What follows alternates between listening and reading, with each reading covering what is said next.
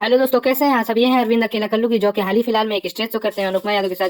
Stage show के बाद बहुत ज्यादा कंट्रोवर्सी हुई।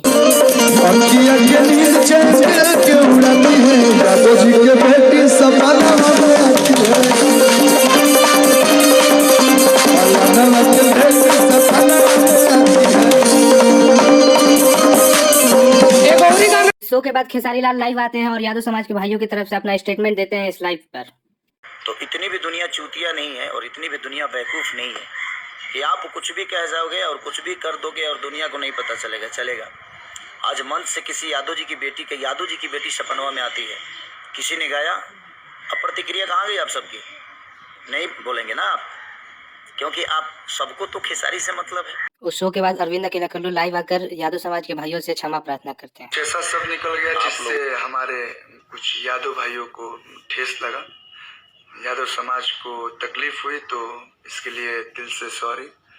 खेसारी लाल ने अरविंद अकेला कल्लू को तो बोल दिया, लेकिन खेसारी लाल पहले खुद ऐसा गाना गा चुके हैं, चाची के बाची जैसा, और देश की बेटी सानिया मिर्जा पे भी ये गाना गा चुके हैं। तो ये फिर कुछ ऐसा ही करते हैं और खुद कंट्रोवर्सी क्रिएट कर ये हम लोग के देश की बेटियां पे कुछ इस प्रकार का गाना बनाते हैं, तब तो कोई टिप्पणियां नहीं होती हैं।